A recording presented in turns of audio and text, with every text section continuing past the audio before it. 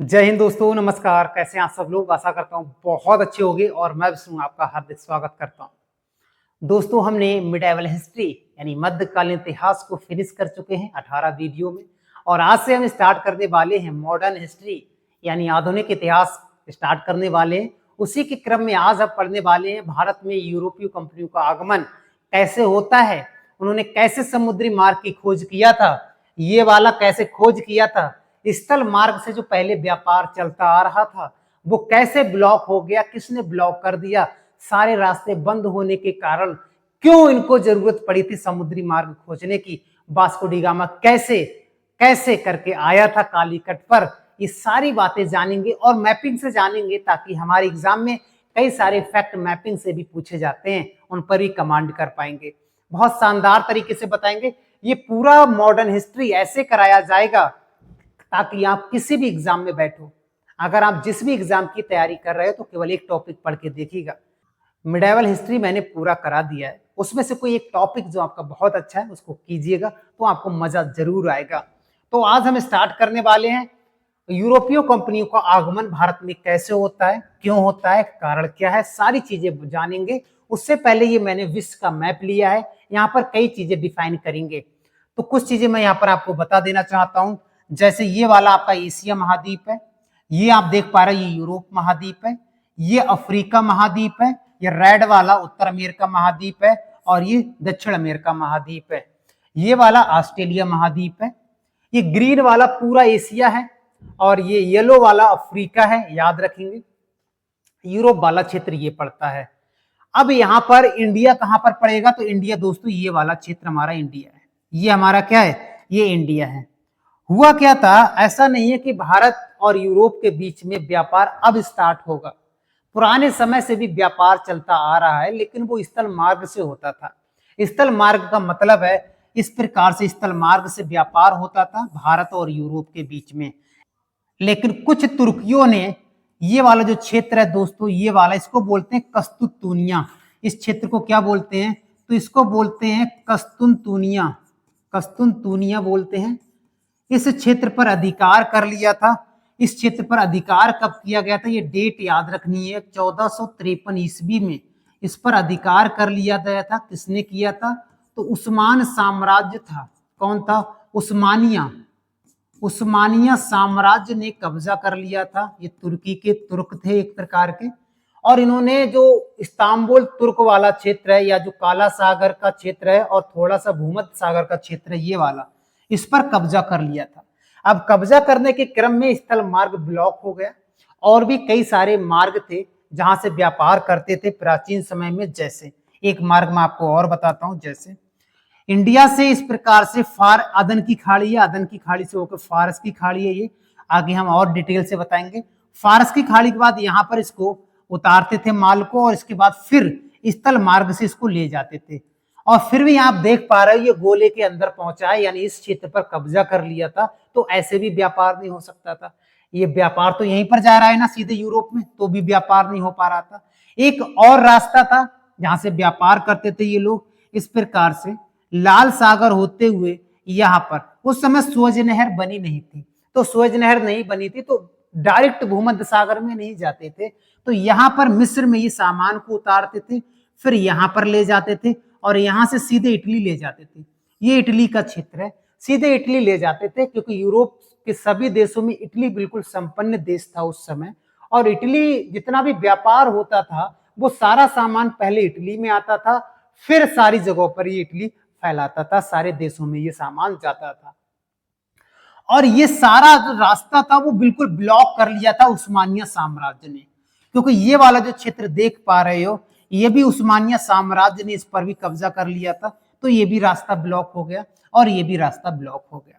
अब ब्लॉक होने के क्रम में यूरोप वालों को मसालों का जायका बहुत पसंद था, भारत का भी और इंडोनेशिया का भी, भारत का भी और इंडोनेशिया का भी। स्पाइसी या स्पाइस आइलैंड है इंडोनेशिया में, बहुत प्रसिद्ध है मसालों के लिए, तो उसके कारण से इनको व्यापार करना बहुत जरूरी था, क्योंकि यहाँ जो लोग खाते पीते थे, जैसे यहाँ पर सबसे ज्यादा नॉनवेज वाले लोग मिलते हैं, तो नॉनवेज पे जब मसाला छिड़केंगे ना तो जायका बढ़ जाता है। और काफी समय तक उनको मसाला छिड़क के उसको रख भी सकते हैं। तो इसके कारण इनको मसालों का व्यापार करना था, और इस कारण से जब सारे रास्ते ब्लॉक हो गए तो उनको एक जरूरत थी समुद्री मार्ग की। इनको लगा कि एक हमको समुद्री मार्ग खोजना चाहिए ताकि व्यापार हम कंटिन्यू कर सकें। तो आप यहाँ पर देख पा रहे हो, ये छोटा सा बॉक्स देख रहे हो ना, ये वाला ध्यान से देखिएगा, ये छोटा सा बॉक्स देख पा रहे हो। एक तरफ ये वाला ऐसे करेंगे, ये इस बॉक्स के ये वाला देश पुर्तगाल है और दूसरी साइड वाला देश ये वाला, ये स्पेन है। यानी ये पुर्तगाल है और स्पेन है। तो स्पेन और पुर्तगाल के जो सरकार थी, उन्होंने जो नाविक थे जहाज के, उनको कहा था अब आप ऐसा कीजिएगा, आपको हम सहयोग देंगे, पैसा वगैरह देंगे, आप पहले भारत को या भारत के रास्ते की खोज करो, या ये भी कहा था पूर्व के देशों की खोज करो कि कैसे हम समुद्री मार्ग से पूर्व के देशों के साथ कनेक्ट हो पाए। तो सबसे पहले यहां से एक व्यक्ति निकल के आता है, सबसे पहले यहां से एक स्पेन से व्यक्ति निकलता है। कहां से? स्पेन से। ये इंडिया के लिए रवाना होता है, लेकिन गलती से इंडिया की ओर ना आकर एक हवा चलती है और सीधे पहुंच जाता है इस तरफ। आना था इसको इंडिया में, जाना था कि कहां पर है इंडिया, लेकिन गलती से ईस्ट की जगह वेस्ट पहुंच जाता है। जाना होता है ईस्ट में, पहुंच जाता है वेस्ट में। जहां पर ये उतरा, उसने कहा हम इंडिया में आ गए। इसे लगा इंडिया बहुत जल्दी आ गए, इंडिया में आ गए, लेकिन लोगों ने कहा ये इंडिया नहीं है। तो उसने इस जगह का नाम रख दिया वेस्ट इंडिया। क्या रख दिया इस जगह का नाम? Waste India. तभी आप देख पा रहे हो कि जितनी भी कंपनियां आगे राज करेंगी, सब कंपनियां इंडिया के आगे ईस्ट लगाते थे। ईस्ट इंडिया कंपनी, ईस्ट फ्रांसीसी कंपनी, ईस्ट डच कंपनी, यानी सभी ईस्ट इसलिए लगाते थे क्योंकि ईस्ट वाला इंडिया ये था और वेस्ट वाला इंडिया ये था। बाद में ये वेस्ट इंडीज कहलाया। बाद में ये क्या कहलाया? ये वेस्ट इंडीज कहलाया। और यहां से ये व्यक्ति यहां चला गया और इसने अमेरिका की खोज कर दी। इसका नाम है कोलंबस। क्या नाम है? कोलंबस। ये बात है 1492 की, और इसने अमेरिका की खोज कर दी। इसका नाम है कोलंबस। जाना था भारत में और ये स्पेन का था। कहां का रहने वाला था? ये स्पेन का रहने वाला था। इसका नाम है कोलंबस। उसके बाद एक और व्यक्ति यहां से निकलता है, लेकिन ये पुर्तगाल से आया है। ये पुर्तगाल से आया था इस प्रकार से, और यहां से ये व्यक्ति वापस चला जाता है। ये वापस क्यों चला जाता है इसका कारण नहीं पता, लेकिन इस व्यक्ति का नाम है बार्थोलोम्यू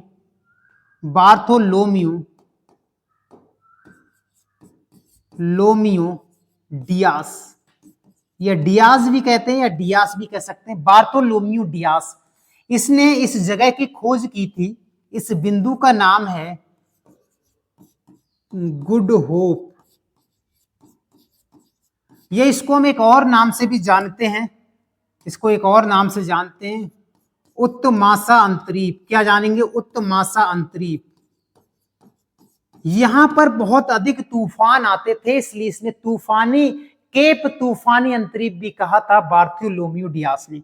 तूफानी अंतरीप के नाम से भी इसको जानते हैं, क्योंकि यहां पर इसके इस तरफ हिंद महासागर है और इस तरफ अटलांटिक महासागर है। इस तरफ है हिंद महासागर और इस तरफ है हमारा अटलांटिक महासागर। तो दोनों सागर जहां पर मिलते हैं, इसी स्थान पर मिलते हैं, तो यहां पर तूफान बहुत आते हैं, इसलिए इसको तूफानी केप के नाम से भी जानते हैं। ये बार्थोलोम्यू ने बताया था। और एक और भी कारण है, यहाँ पर दो जलधाराएं, एक आपका गर्म जलधारा और एक ठंडी जलधारा यहाँ पर मिलती हैं, तो इसलिए यहाँ पर तूफान आते हैं और यहाँ पर कई सारे लोग आगे चलकर यहाँ पर मर जाते हैं। जैसे ये 1500 ईस्वी में यहीं पर मारा गया था, केप ऑफ गुड होप पर भी मारा गया था, और भी कई सारे लोग हम बताएंगे। फ्रांसिस डी अल्मीडा भी यहीं पर मारा गया था, और नीनो डी कुन्ना वो भी यहीं पर मारा गया था। यानी इस तरह से तूफान आते हैं कि सिप उल्टा हो गया और फिनिश मामला, ये सारा सिस्टम था। तो बार्थोलोम्यू डियास आया था। ये बात है 1488 की। ये बात कब की? 1488 की, याद रखेंगे। उसके बाद यहां से एक व्यक्ति और निकल के आता है जिसका नाम है Vasco D gamma. Vasco D gamma आता है इस प्रकार से, और इसको पार करता है केप ऑफ गुड होप को पार करने के बाद, और सीधे पहुंचता है कहां पर? केरल का कालीकट। कहां पहुंचता है ये? कालीकट पर पहुंच जाता है। कालीकट पर पहुंच जाता है और कालीकट पे पहुंचने के बाद ये सीधे भारत में माल मूल लेता है और फिर वहां से वापस चला आता है। तो ये मैपिंग की कुछ चीजें मैंने बताई थी किस प्रकार से आया है, लेकिन आगे एक चीज और आपको बताएंगे हम। लेकिन इतनी चीजें आपको समझ में आ गई किस प्रकार से आया था और किस प्रकार से नहीं। एक व्यक्ति और आया था, ये आया था वास्को डी गामा। कब आया था तो याद रखेंगे 1498 ईस्वी में आया था। लेकिन एक व्यक्ति और आया था, पुर्तगाली ही था वो। कौन था ये पुर्तगाली ही था। एक व्यक्ति और आया था लेकिन ये गलती से इधर आ गया था, जाना चाहिए था इस तरफ लेकिन गलती से इधर आ गया था और इसका नाम है पेट्रो अल्वरेज कैब्राल। क्या नाम है? कैब्राल। ये 1500 ईस्वी में आया था। कब आया था? 1500 ईस्वी में आया था और इधर आया था। यहाँ पर ये ब्राजील है। ये कौन है? ये ब्राजील देश है। और ब्राजील की खोज किसने किया था? अगर कभी प्रश्न आएगा तो ब्राजील की खोज किसने किया था तो आंसर होगा पेट्रो अल्वरेज कैब्राल ने ब्राजील की खोज किया था। तो इतनी चीजें यहाँ पर समझ में आ गई। रास्ता ब्लॉक क्यों हो गए थे, क्यों समुद्री मार्ग की खोज किया था। आगे बढ़ते हैं, आगे बढ़ते हैं।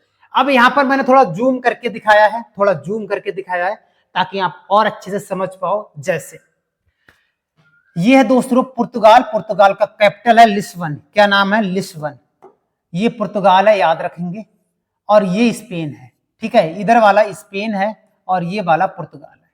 तो यहां से कई सारे लोग आए थे। तो वास्को डी गामा इस प्रकार से आया था और यहां पर मैंने बताया था उत्तमासा अंतरीप है। क्या है? उत्तमासा अंतरीप। अंतरीप जिसको केप ऑफ गुड होप के नाम से जानते हैं, अंतरीप है। अंतरीप का मतलब होता है ऐसे नोक निकली हुई है यहाँ पर थोड़ी सी, और इस प्रकार से होते हुए और सीधे कहां पहुंचा? कोचीन में पहुंचा था। कोचीन में नाम है कप कटापू बंदरगाह या कालीकट पर पहुंचा था। इस प्रकार से वास्को डी गामा, ठीक है, वास्को डी गामा आया था। उसके बाद मैंने कहा था कि कुछ रास्ते ये वाले थे। आगे हम इन रास्तों के बारे में भी आपको बताएंगे। चलिए अब आगे बढ़ते हैं। अगर हम फैक्ट पर बात करेंगे, पहले के जो शिप होते थे उन पर फटे पुरानी चादरें लटकी रहती थी, जिधर हवा चलती थी उधर ही को चले जाते थे। और पुर्तगालियों ने कह सकते हैं दिशा सूचक यंत्र भी बना दिया जाता था जिसका नाम है कुतुब नुमा, जिसका नाम था। चलिए आगे बढ़ते हैं, फैक्ट पर बात करेंगे। अब आधुनिक इतिहास हमने कहा था स्टार्ट करने वाले थे और आधुनिक इतिहास में हमने टॉपिक पहला ही लिया है, भारत में यूरोपीय कंपनी का आगमन कैसे हुआ था, कैसे नहीं हुआ था, व्यापार को लेकर हुआ था। लेकिन आगे आपको बताएंगे जब ईस्ट इंडिया कंपनी आएगी तो कैसे ईस्ट इंडिया कंपनी एक कंपनी थी और पूरे भारत पर उसने राज किया था, है ना। तो सबसे पहले आने वाली जो कंपनी थी वो पुर्तगाली थी। 5 कंपनियां आई थी क्रम से, तो उसको याद रखेंगे। पुड अंडे, ट्रिक है ये, पुड अंडे फ्रांसीसी। क्या है? पुड अंडे फ्रांसीसी, ये ट्रिक है। अब आप कहोगे सर ये ट्रिक कैसे हुआ? तो ट्रिक ऐसे हुआ है, पू से हो जाएगा पुर्तगाल, डा से हो जाएगा डच, ठीक है, अंडे से हो जाएगा अंडे से हो जाएगा अंग्रेज। क्या हो जाएगा? अंग्रेज। और डे से हो जाएगा डेनिस।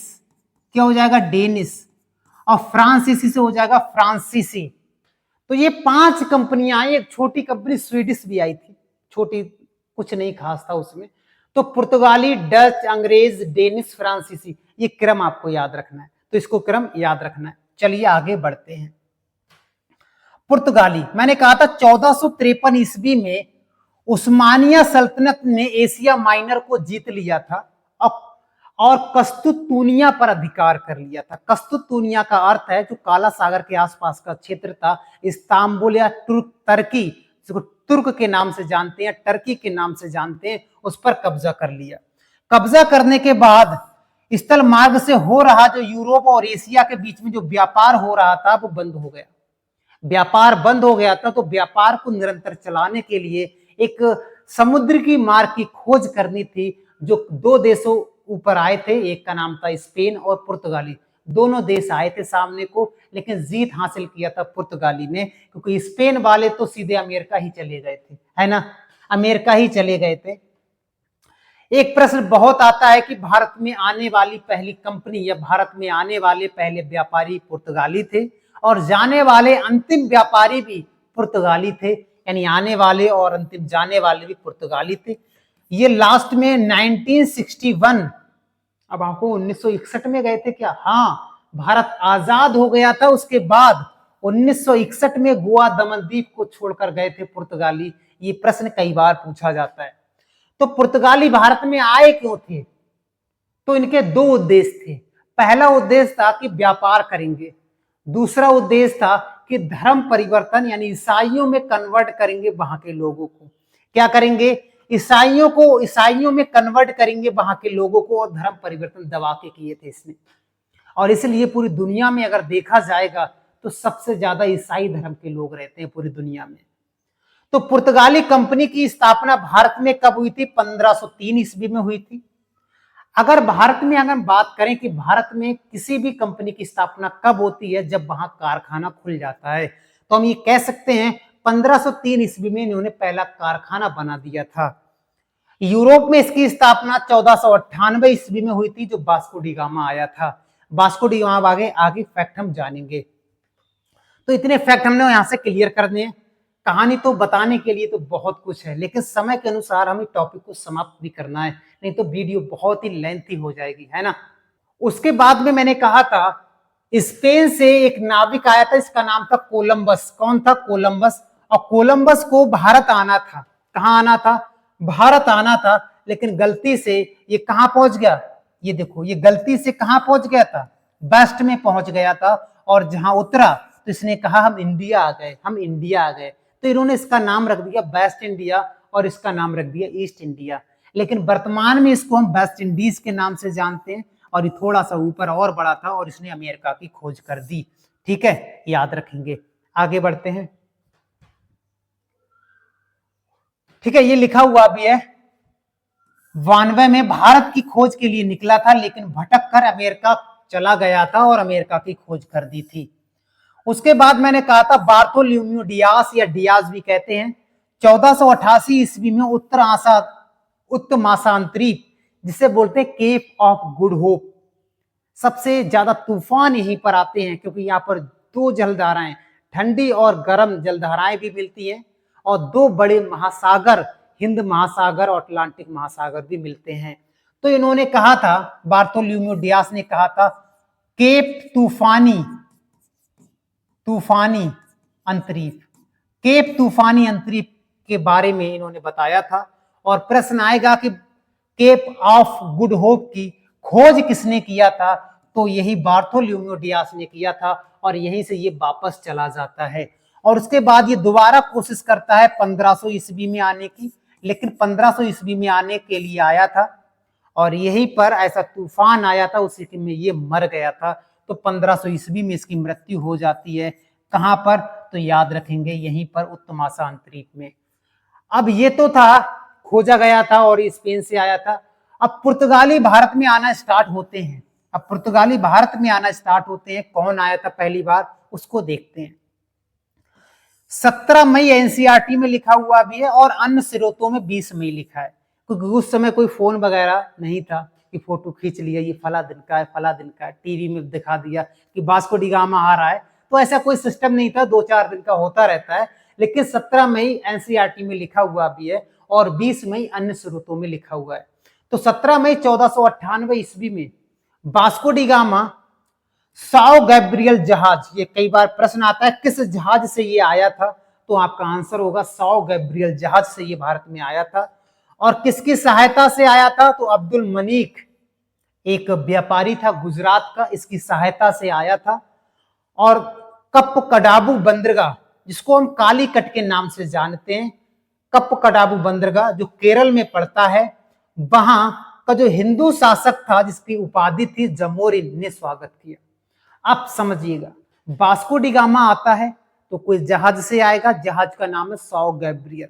अपने साथ एक नाविक को लेके आया था, रास्ता बताने वाले को लेकर आया था, जिसका नाम है अब्दुल मनिक। क्या नाम है? अब्दुल मनिक नाम था। और जब ये आगे चल रहा था तो कप्पकडाबू बंदरगाह, जिसे हम वर्तमान में कोझिकोड बंदरगाह के नाम से जानते हैं, वही कोझिकोड बंदरगाह को हम कालीकट कहते हैं, और कालीकट को कप्पकडाबू बंदरगाह भी कहते हैं। और ये आकर उतरा तो वहां एक हिंदू राजा था जिसका नाम था जमोरिन। नाम नहीं था जमोरिन, उपाधि थी जमोरिन, नाम का उसका उल्लेख कहीं नहीं मिलता है। ठीक है, तो इतने फैक्ट वास्को डी गामा से आते हैं। और कालीकट के राजाओं से वहां का व्यापार का एकाधिकार प्राप्त किया था, बहुत ज्यादा चीजों को वहां से खरीदा था और खरीदने के बाद अपने शिप या जहाज में उसको लादा और सीधे यूरोप ले गया। और यूरोप ले जाने के क्रम में वहां पर इसने आने जाने का सब खर्चा निकाल उकाल कर देखा तो 60 गुना मुनाफा हुआ। कितना? 60 गुना। यानी अगर वो 1 लाख का सामान ले गया है ना तो 60 लाख में बेचा है। किसकी नीयत खराब नहीं हो जाएगी? आप बताओ। इतना मुनाफा देखकर यूरोप के जो देश थे, आसपास के देशों में तहलका मच गया कि हम भी जाएंगे, हम भी जाएंगे। और ये सब देखने के बाद, ये सब देखते हुए व्यापार हेतु भारत में एक कंपनी स्थापित की थी, या हम कह सकते पुर्तगालियों का व्यापार उपनिवेश क्या कहलाया था, तो एस्तादो द इंडिया नामक एक कंपनी भारत में स्थापित की थी पुर्तगालियों ने। ये सब देखते हुए थे। उसके बाद 1500 ईस्वी में 2 वर्ष के बाद एक व्यक्ति आता है 13 जहाज लेकर। 13, 1-2 नहीं, कह रहा सर हम माल लूट के ले जाऊंगा, पूरा यूरोप में दे दूंगा, मैं ही सबसे बड़ा व्यक्ति बन जाऊंगा। इसका नाम था पेट्रो अल्वारेज कैब्राल। लेकिन गलती से ये ब्राजील भी पहुंच गया था। कहां पहुंच गया था? तो गलती से ब्राजील भी पहुंच गया था। तो प्रश्न आता है ब्राजील की खोज किसने किया था? तो ब्राजील की खोज भी इसी ने किया था।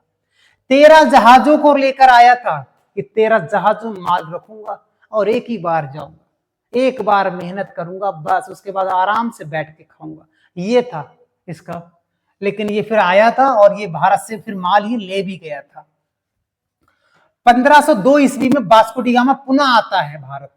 अगर आपसे कोई ये पूछे वास्को डी गामा कितनी बार भारत आता है, तो 3 बार आता है। एक बार तो मैंने बताया था 1498 में आता है। एक बार कब आता है? 1498 में आता है। और दूसरी बार आता है 1502 में। और तीसरी बार आता है 1524 में। और 1524 में ही इसकी मृत्यु हो जाती है, आपको याद रखना है।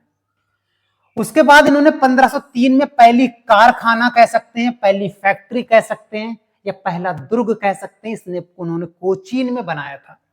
केरल में ही, क्या कोचीन में बनाया था, केरल में ही।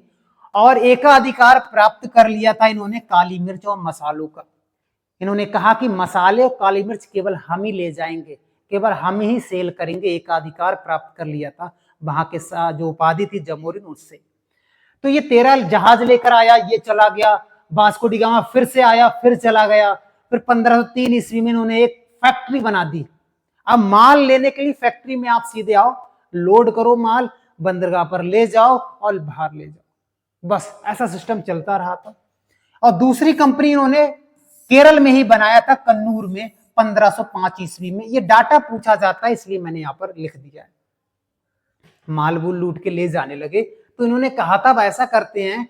अब इन्होंने पुर्तगाली गवर्नर बनाकर भेजने लगे थे। बोले अब एक गवर्नर बनेगा, वहां जाकर देखेगा, सबसे पैसा वैसा इकट्ठा करेगा, टैक्स वगैरह थोड़ा बहुत, और वहां जो भी माल सस्ते में होगा वो खरीद कर फैक्ट्री में रखेगा, और फैक्ट्री से सारा माल कहाँ आ जाएगा? यूरोप में आ जाएगा। तो इन्होंने वायसराय या गवर्नर बनाना स्टार्ट कर दिए थे। तो पहला पुर्तगाली गवर्नर या वायसराय कौन था? जिसका नाम था Francisco de Almeida. Francisco de Almeida. ये 1505 ईस्वी में बनता है और 1509 ईस्वी तक जाता है। लेकिन ये 1510 ईस्वी में वहीं केप ऑफ गुड होप पर इसकी मृत्यु हो जाती है। मैंने कहा था वहां तूफान सबसे ज्यादा आते हैं और वहीं इसकी मृत्यु हो जाती है अल्मीडा की। तो इसके बारे में कौन कौन से फैक्ट हैं, आओ एक करके देखते हैं। प्रश्न आता है कि किस पुर्तगाली ने ब्लू वाटर पॉलिसी, जिसे शांत जल की नीति, अपनाई थी?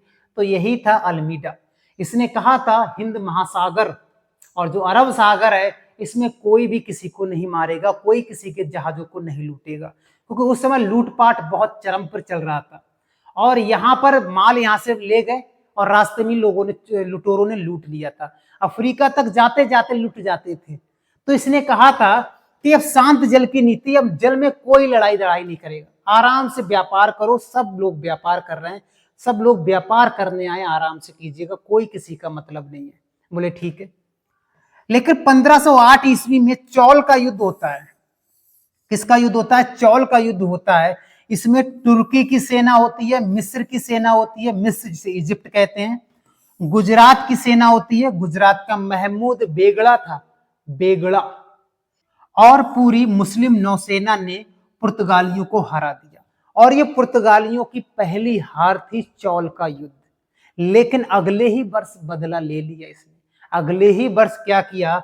1509 ईस्वी में वही तीनों लोग, तीनों सेनाएं थी, उन तीनों को पुर्तगालियों ने हरा दिया। कब? 1509 में। लेकिन 1508 में खुद हार गए थे चौल का युद्ध में। तो कई बार ये प्रश्न भी आते हैं कि कौन हारा था चौल के युद्ध में, कौन नहीं हारा था। तो इतने फैक्ट हमको यहां से याद रखने हैं। अब बात करते हैं दूसरे गवर्नर, जिसका नाम था अल्फांसो डी अल्बुकर्क। इसको वास्तविक संस्थापक माना जाता है पुर्तगालियों का, क्योंकि इसने कई सारे ऐसे कांड कर डाले थे, गोवा को छीन लिया था। आओ देखते हैं कि करके क्या क्या किया था। इसका कार्यकाल है 1509 से 1515 ईस्वी तक। प्रश्न आएगा कि दूसरा वायसराय या गवर्नर किसको बनाकर भेजा था पुर्तगालियों ने, तो इसका नाम होगा अल्बुकर्क। अल्मीडा की जो शांत जल की नीति थी, इसको खत्म किया था। बोले कोई शांत वांत नहीं है, जिसकी बाजू में ताकत होगी वही आगे बढ़ेगा। इसने कहा था कोई मतलब नहीं है, शांत जल की नीति को खत्म कर दिया। और 1510 ईस्वी में बीजापुर का एक राजा था, इसका नाम था यूसुफ आदिल शाह, इसको हराकर गोवा को छीन लिया था। किसको छीन लिया था? गोवा को। तो प्रश्न आता है कि गोवा में उस समय कौन राजा था? अल्बुकर्क ने किसको हरा के जीता था गोवा को? कब जीता था? 1510 में। ये कई बार प्रश्न आता है। और यहीं से पुर्तगाली साम्राज्य की नींव पड़ती है। अभी तक ये केवल कारखाना बनाकर रह रहे थे, किराया दे रहे थे कारखाने का, लेकिन अब इन्होंने एक क्षेत्र जीत लिया, पर्टिकुलर क्षेत्र जीत लिया। अब क्षेत्र उन्होंने क्यों जीता? गोवा ही क्यों जीता था? अब गोवा के बारे में आपको बताते हैं। और इसलिए अल्बुकर्क को वास्तविक संस्थापक माना जाता है, क्योंकि इसने एक जमीन के टुकड़े पर कब्जा कर लिया था, जिसको हम कहते हैं गोवा। गोवा का जो बंदरगाह है, मरबू गोवा के आसपास का क्षेत्र, ये हम कह सकते हैं ज्वारी और मांडवी का जो मुहाना है, वहां पर इसने कब्जा कर लिया था। क्यों किया था इसको मैं आपको बताता हूं। देखिएगा क्यों किया था, ये आपको बताते हैं।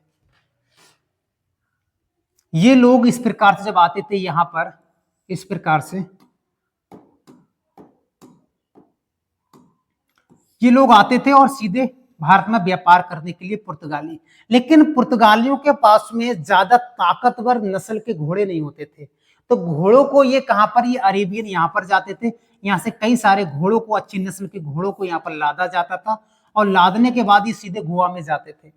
तो गोवा एक ऐसा बंदरगाह था जहां पर बहुत ही नस्ल के घोड़े आते थे और हथियार उतरते थे। तो इन्होंने सोचा था क्यों ना हम गोवा पर अधिकार कर ले, ताकि जितने भी आने वाले घोड़े होंगे, अच्छी नस्ल के घोड़े होंगे और हथियार होंगे, हम कैप्चर कर देंगे। और इसमें कई सारे लोगों ने भी मदद किया था अल्बुकर्क का। इसलिए ये गोवा का क्षेत्र इंपॉर्टेंट होता है, क्योंकि यहाँ पर कई सारी चीजें इसको मिली थी। तो गोवा को कब छीना था ये मैंने आपको बताया। आगे बढ़ते हैं। प्रश्न बहुत आता है, वास्तविक संस्थापक कौन है पुर्तगालियों का? तो आपका आंसर आपको पता होना चाहिए, ठीक है। उसके बाद हम आगे बढ़ते हैं। विजयनगर साम्राज्य के शासक थे कृष्णदेवराय। इन्होंने पुर्तगाल को भटकल के दुर्ग बनाने की इजाजत दी। और भटकल का दुर्ग कर्नाटक में पड़ता है। कहाँ पड़ता है?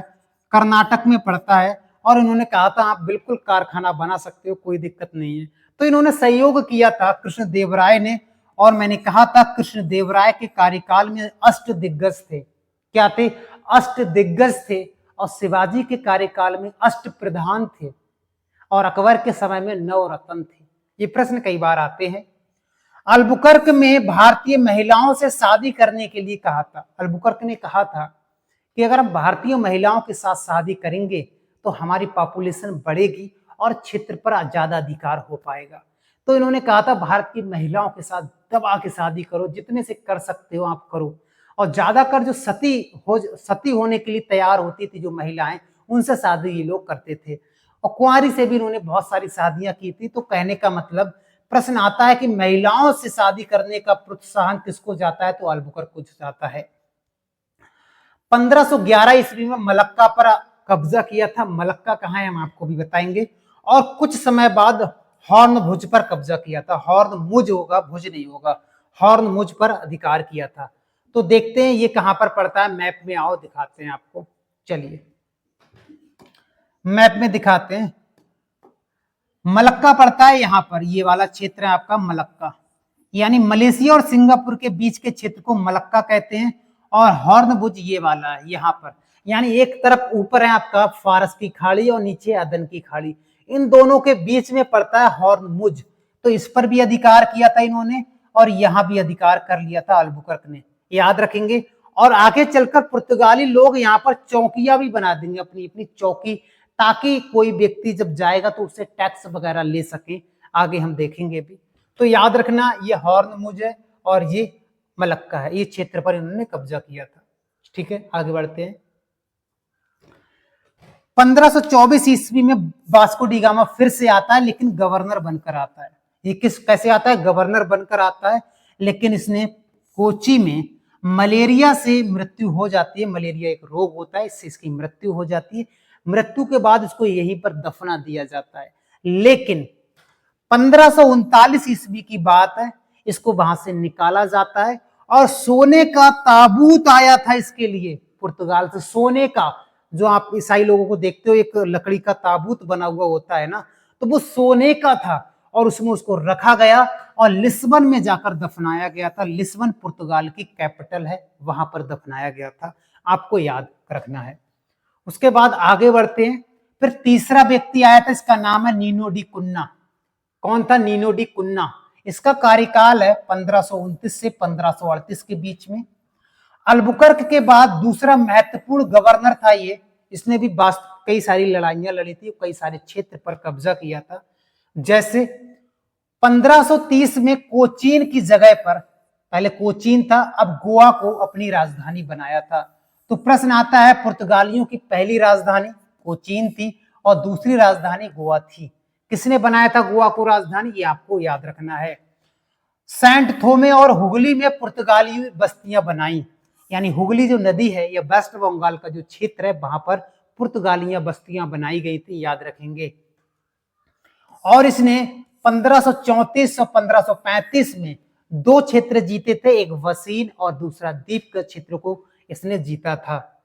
उसके बाद में पुर्तगाली ने गुजरात का एक शासक था बहादुर शाह, उसको मुलाकात करने के लिए बुलाया था। पुर्तगालियों ने कहा आ जाओ भाई मिलने हमसे, और ये गया मिलने के लिए, और यही पुर्तगालियों ने इसको मार दिया। जहाज में मारा पहले, और मारने के बाद अरब सागर में फेंक दिया और उसको मछलियां खा गई। किसको, बहादुर शाह को शिप से फेंक दिया था और उसकी हत्या कर दी थी 1537 ईस्वी में, अरब सागर में फेंक दिया था, याद रखेंगे। धीरे धीरे पुर्तगालियों ने हिंद महासागर में होने वाले जो व्यापार पर एकाधिकार प्राप्त कर लिया, पूरा हिंद महासागर में, और आधे से ज्यादा अरब सागर में जितना व्यापार हो रहा था सब पर एकाधिकार कर लिया। और एक लाइसेंस चलाया था कि जिसके पास कार्टेज पद्धति या कार्टेज एक लाइसेंस होगा, वही हिंद महासागर में व्यापार कर पाएगा, इसने कहा था। अब कार्टेज लेने के लिए इसने जगह जगह पर चौकियां बना दी। जैसे अभी आप देख पा रहे हैं कि टोल टैक्स देते हो सड़क पर, जगह जगह सरकार ने टोल टैक्स लगा दिए कि आप बच के जाओगे कहाँ। तो इसी प्रकार से इसने कार्टेज लेने के लिए जगह जगह पर चौकियां बना दी, ताकि कोई भी व्यक्ति बिना कार्टेज लिए कहीं नहीं जाएगा। समुद्र पर जिसका कब्जा है वही स्वामी है। इन्होंने समुद्र का स्वामी बताया था अपने आप को, याद रखेंगे। एक प्रकार का ये लाइसेंस होता है कार्टेज, याद रखेंगे। पुर्तगालियों ने फारस की खाड़ी, हॉर्नमुज और हिंद महासागर में अपनी चौकियां स्थापित की थी, क्योंकि इनको कार्टेज लेना है, कार्टेज लेना है, इसलिए उन्होंने चौकी स्थापित की थी, याद रखेंगे। फारस की खाड़ी कहाँ है, ये कहां पर है, मैंने आपको बता दिया है। पुर्तगाली जब भारत में आए थे और आने के क्रम में क्या क्या लेकर आए थे, तंबाकू हमारे भारत में पहले नहीं थी, आज तंबाकू चलता है। भारत का 80-70% व्यक्ति तंबाकू दबा के बैठा है, बहुत तंबाकू खाता है। यूपी के तो सबसे ज्यादा लोग खाते हैं, मैं यूपी का ही रहने वाला हूँ। दबा के तंबाकू, गुटखा, सिगरेट, अगर जो 90% खाते हैं हमारे यहाँ पे। आलू लेके आए थे, यहाँ पे पहले आलू नहीं था, मक्का लेकर आए थे, मक्का हमारे यहाँ पर नहीं था, टमाटर भी यही लेके आए थे। और प्रिंटिंग प्रेस, पहले प्रिंटिंग प्रेस नहीं थी, आज आप देख रहे हैं फ्लेक्सी चिपकाना, जितनी प्रेस वगैरह देख पा रहे हैं, जो प्रिंट करने वाली चीजें हैं, ये कौन लेके आए थे? पुर्तगाली लेके आए थे अपने यहाँ से। तो गोवा में इन्होंने पहला स्थापित किया था प्रिंटिंग प्रेस। ये डेट आपसे पूछी जाती है 1556 ईस्वी में, याद रखेंगे। उसके बाद में 1632 ईस्वी में, बहुत आगे की बात बता रहा हूं, शाहजहां के कार्यकाल में मैंने आपको बताया था, क्योंकि पुर्तगालियों ने हुगली में बहुत लूटपाट किया था।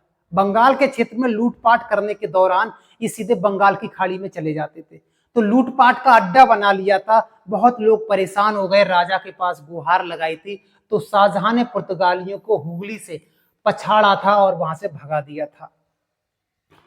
एक प्रश्न आता है, गोथिक कला का विकास किसने किया था भारत में? तो पुर्तगालियों ने किया था। ये प्रश्न कई बार आता है। उसके बाद एक बहुत बड़ी और सर्वनाक घटना सामने आती है 1661, कुछ अन्य स्रोतों में 1662 भी लिखा हुआ मिलेगा। 1661 या 62 में पुर्तगाली रानी थी कैथरीन की शादी ब्रिटिश राजा चार्ल्स द्वितीय से हो गई। किससे हो गई? चार्ल्स द्वितीय से हो गई। और दहेज में मुंबई मिला। भारत का क्षेत्र विदेशी दान दहेज में दे रहे हैं, ऐसा भी समय देखने को मिला था।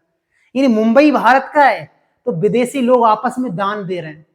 अगला आदमी क्या करता है? दहेज में मिला हुआ माल को सीधे किराए पर उठा देता है और 10 पाउंड प्रति वर्ष के हिसाब से ये मुंबई को ब्रिटिश कंपनी को दे देता है कि हमको इतना पैसा दे दो, दहेज में मिला हुआ माल है, कुछ भी हो जाए, क्या मतलब है? सोचो, ऐसा भी समय था। हमारा जमीन और दान दे रहे हैं अलग लोग। 1739 में पेशवा बाजीराव ने सालसेट और वसीन का चित्र छीना था पुर्तगालियों से, और ये चीज मैंने बताया था जब बाजीराव मैंने आपको कराया था। उसके बाद 1961 ईस्वी में देश आजाद हुआ था 1947 में, और 1961 ईस्वी में गोवा दमन द्वीप को छोड़कर तब गए थे ये पुर्तगाली अपने देश। सोचो, कब तक देश आजाद होने के बावजूद भी इनका आधिपत्य यहां पर रहा था।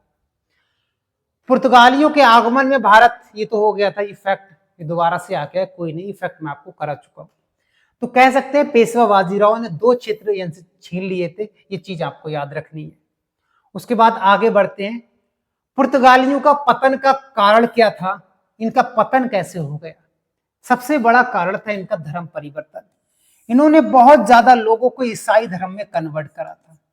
ईसाई धर्म में कन्वर्ट करेगा, अब आपको पता है भारत में कुछ हो ना हो, धर्म के मामले में बहुत तगड़ा था पहले से। बहुत सारे लोगों ने ईसाई धर्म को स्वीकार कर लिया था और बहुत सारे लोगों को कन्वर्ट करने की सोच रहे थे, लेकिन कई सारे लोगों ने इनको मात दे दिया और नहीं कर पाया अधिकतर लोगों को, लेकिन फिर भी काफी लोगों को इसने ईसाई धर्म में परिवर्तन कर दिया था, जिससे लोगों ने बद्दुआएं निकली थी। और आपको पता है कभी ना कभी बद्दुआ काम में आई जाती है कि इसका नाश हो जाएगा, ये हमारे ये करवा रहा है, वो करवा रहा है। दूसरा ये था, स्पेन का पुर्तगाल पर कब्जा हो गया। जब तक ये अपना आधिपत्य भारत में जमा रहे थे, जब तक स्पेन ने वहां पर मामला फिट कर दिया, यानी वहां पर इसको कब्जा कर लिया था। और तीसरा कारण था, पुर्तगाली ब्राजील पर ज्यादा ध्यान दे रहे थे, क्योंकि ब्राजील में भी काफी कुछ कच्चे माल मिलते हैं, गन्ना, कॉफी वगैरह बहुत सारी चीजें वहां पर मिलती हैं। क्योंकि ब्राजील की खोज मैंने कहा था 1500 ईस्वी में पेट्रो अल्वारेज ने कर दिया था, तो इनका केंद्र ध्यान वहां भी था, तो बोल रहे हैं वहां भी था। और चौथा कारण था कि डच ईस्ट इंडिया कंपनी का भारत में आगमन हो गया था। चौथा कारण ये था कि डच भी आने लगे थे सीधे, और कमजोर इनका सैन्य और अनुशासन था। इनका सैनिक भी बहुत खास नहीं थे, और इनका जो कानून व्यवस्था थी, जो व्यवस्था थी कंपनी का, वो भी ठीक नहीं थी। और भ्रष्ट इनकी नीतियां, और इनकी भ्रष्ट नीतियां इनको ले डूबी थी। यानी ये 6 तरीके थे इनके पतन के, ये आपको याद रखना है। तो सबसे बड़े तरीके तो 3 ही है, ये 3 तरीके मुख्य हैं, बाकी ये नीचे वाले अगर नहीं याद है तो भी कोई बात नहीं है। ठीक है, चलिए आगे बढ़ते हैं। बात करेंगे दोस्तों डच ईस्ट इंडिया कंपनी की। डच ईस्ट इंडिया कंपनी में कुछ ज्यादा देर नहीं लगेगी, बस थोड़ा सा है। उसके बाद नेक्स्ट वीडियो में हम अंग्रेज, डेनिश और फ्रांसीसी पढ़ने वाले। डच ईस्ट इंडिया कंपनी के बारे में जानेंगे। अगर इसकी स्थापना कब होती है तो यूरोप में इसकी स्थापना 1602 में होती है और भारत में इसकी स्थापना 1605 ईस्वी में होती है। मैंने कहा था भारत का अर्थ ये है कि भारत में जब तक कारखाना नहीं खुल जाएगा तब तक ये स्थापना नहीं मानते हैं। तो कह सकते 1605 ईस्वी में इनकी पहला कारखाना बनाया गया होगा। कंपनी का नाम था वेरिंगदे ओस्टो इंडेसे कंपनी या कंपनी इसका नाम था। इस कंपनी को 65 लाख गिल्टर की पूंजी लगाकर स्टार्ट किया था, यानी हम कह सकते हैं इन्होंने बिजनेस स्टार्ट किया था 65 लाख का गिल्टर लगाकर। गिल्टर का यहाँ वहां का ये मुद्रा है, याद रखेंगे। 1596 ईस्वी में Cornelis de Houtman Cape of Good Hope होते हुए सुमात्रा और बैटेन पहुंचने वाला पहला डच यात्री था। यानी केप ऑफ गुड होप कर होते हुए इंडोनेशिया घूमने वाला पहला डच व्यक्ति कौन था, जिसका नाम था कॉर्नेलिस डी हाउटमैन, याद रखेंगे। 1619 ईस्वी में जकार्ता को जीता था और बैटेविया नामक शहर बसाया था। आपको पता है इंडोनेशिया का कैपिटल था जकार्ता, लेकिन वर्तमान में जकार्ता इंडोनेशिया का कैपिटल नहीं है।